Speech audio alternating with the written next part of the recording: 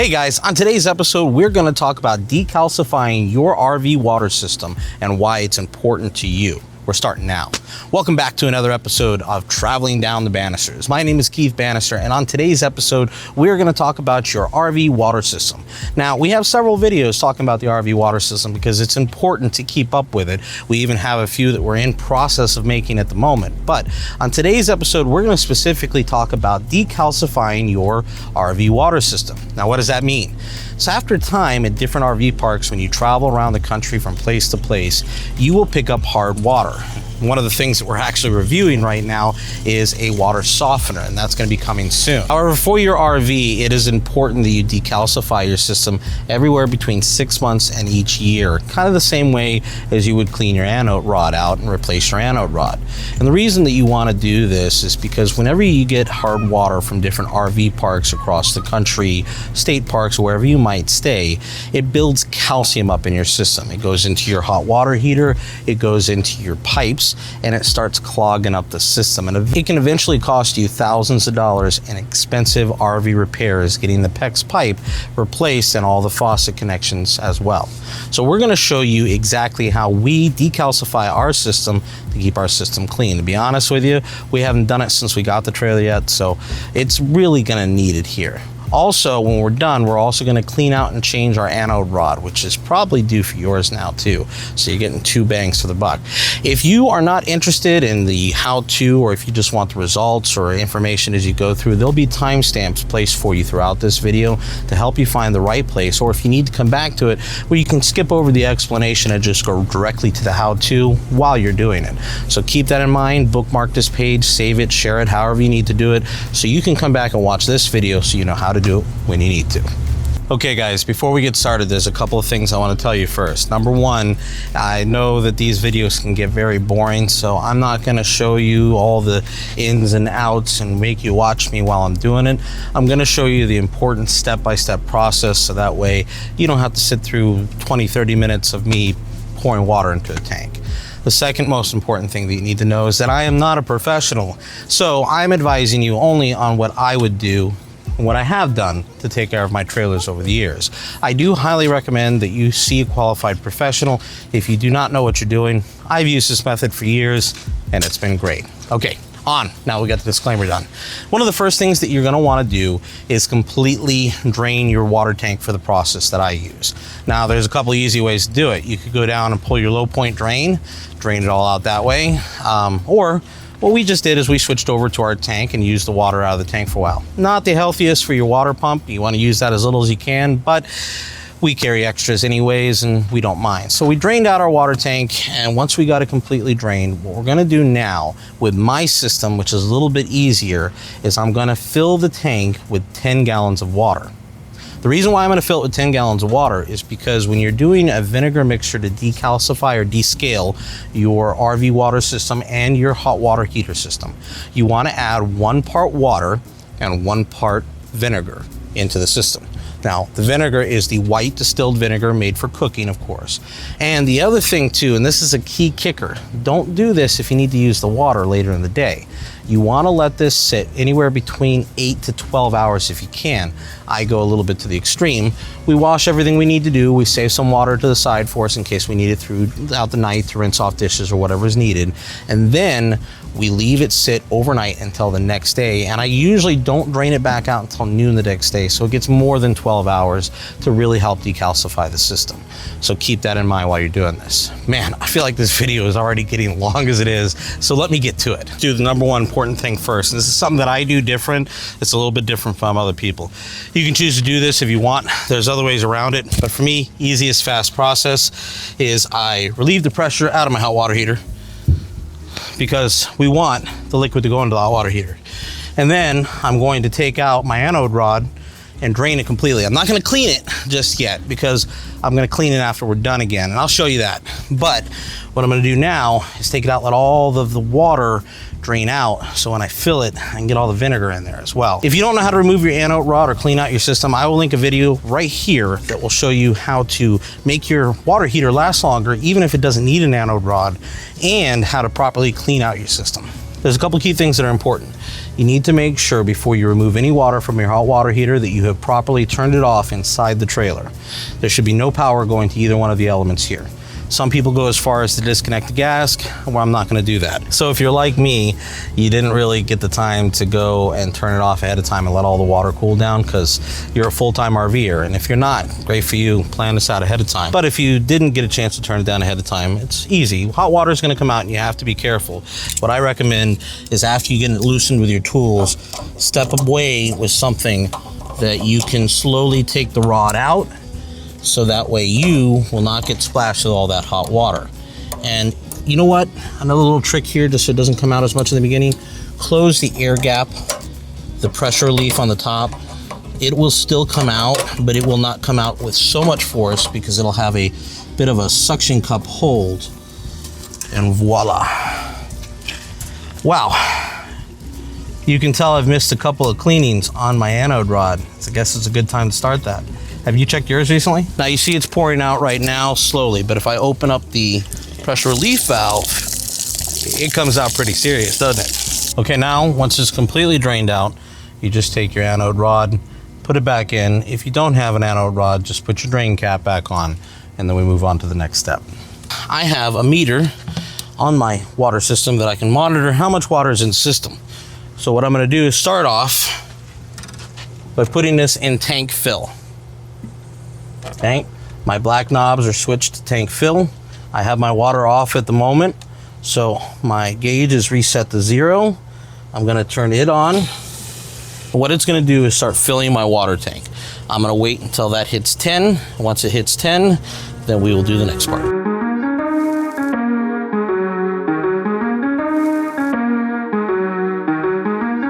Now, as you might be able to see, our system is not the Nautilus system with all the big fancy buttons and switches and all the stuff that some of the new trailers come with. If you have a Nautilus system or even an older trailer that doesn't have all this stuff, it's kind of the same system and you can look up all kinds of information on them, but it's similar, so it'll give you the idea. So now that you've already filled 10 gallons of water into your water tank, it's time to start transferring the vinegar into your water tank. Now, we have a way to do it because our system has a siphon for antifreeze. Most trailers do, including the Nautilus system, that is right over in this area.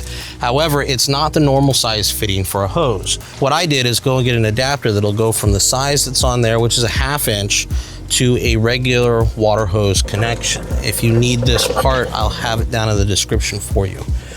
You put this on, you attach a water hose, and I'll show you what happens next. Okay, so this is where this comes in. Now, I put a 90 up here at the top with a shutoff valve because I want to be able to control when I turn things on and off, and I just don't want it sucking while I'm going from one bottle to the next. And it's a short, regular hose, connected up here. Get it nice and snug. Okay, so what you do is you get your gallon of white vinegar, distilled white vinegar. You pop the top. Try not to splash any vinegar on you because it's stinky. Open your valve over here. And for those people that are lucky enough to have a pump switch right here, you turn it on. In my case, I have to go run and turn it on. Be right back. Now you see, it already started without me, and that is quick.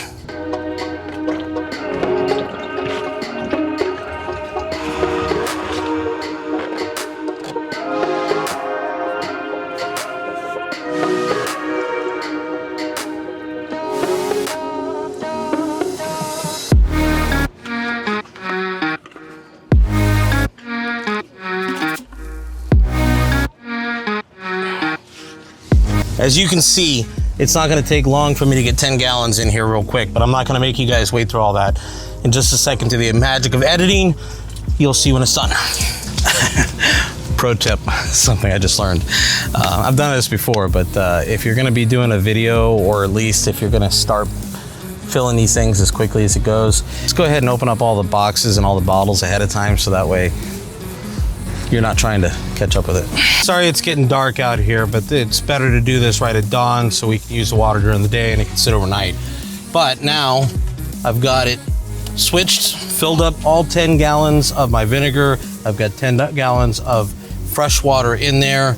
Now I need to switch my system over to system use, like we are going to run off of the water pump. Well, we are going to run off the water pump.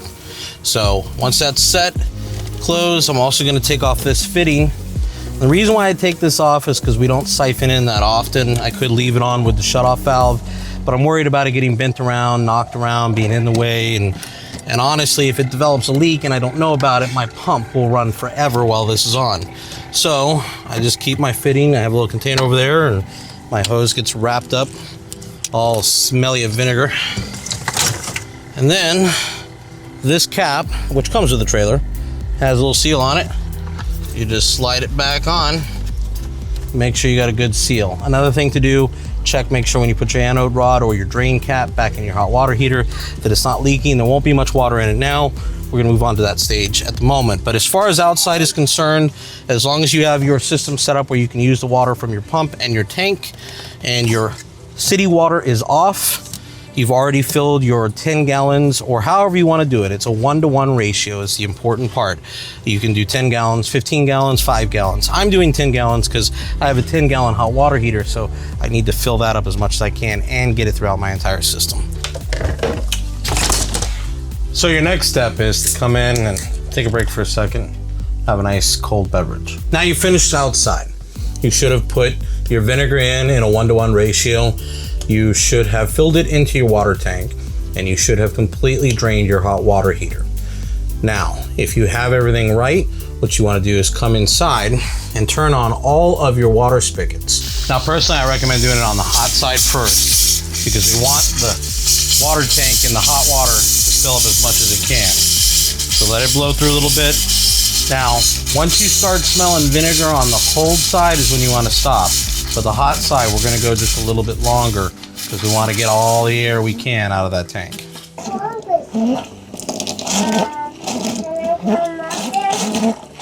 So once you've gotten all the air out of your tank from the water heater, go ahead and shut off the hot side. Now, I can hear that vinegar coming out. That vinegar is doing some cleaning. Now we want to go through the entire house again, turn on the cold side, let it run for a few minutes. Ooh-wee! Once you can smell the vinegar coming out the cold side, you don't have to wait any longer. So go ahead and shut it off. Now I ran up and turned on all of the cold sides at the same time, so that way everything would be out at once. And double checking here, all the air is out of the hot side, so we have a full hot water tank. I will also go out and bump the pressure relief just to make sure. Now, one thing we do recommend doing is take some tape or a way that you can let yourself know not to just go ahead and grab that water like normal, because you can't drink it, you don't want to wash your hands with it, and surely you don't want to cook with it, that's for sure. I don't smell it. Do you smell it? We are going to let this sit overnight. The next shot you will see from me will be in the morning when we run this out. Oh yeah, that's right. No coffee, because I forgot to save water for the coffee in the morning. By the way, this is what I look like when I haven't had a chance to shower and clean up before the day. I'll save you guys that by putting on a hat. All right, so we gotta go outside and finish this up, so let's move on to the next step. Okay, so the water is set overnight. Now is the time when you wanna come back out and fill your tank and clean out your hot water heater. But being that most people are gonna wanna start using the water right away, I'm gonna get the water tank system cleared before I start working with the hot water system, so that way the rest of my family can use the water. And then I'll show you how to clean out the hot water heater, but I'm gonna do it in a short version. If you like a longer version, there's a video for that. Set your system back to tank fill. Turn on your water. It's as simple as that. The first thing you wanna do when you come back inside your house is turn your pump back on if it's been turned off throughout the night. Once your pump is on, let it fully run its full cycle, pressurize the system. Then what you want to do is come in and only turn on your cold water side. Don't worry about the hot water yet. We're going to do that after we clean out the hot water tank. But run everything through the cold water system for a good 4 or 5 minutes. Try to get as much bleach out of there. Smell check and make sure that it's gone. The reason why I'm doing the cold water side first is so that way my family can use the water system in the trailer while I'm cleaning out the hot water tank. Speaking of which, let's go do that. All right, so now we come outside. We have to take our anode rod or your drain plug, whichever one you have, out completely and remove it. Now you remember mine was destroyed, so I need to put a new one in. After we drain the entire tank out, we want to go ahead and clean it out with an attachment tool. If you don't know how to clean out your water tank, please go to the video right up here where I show you not only how to clean out your water tank, but also how to install an anode rod.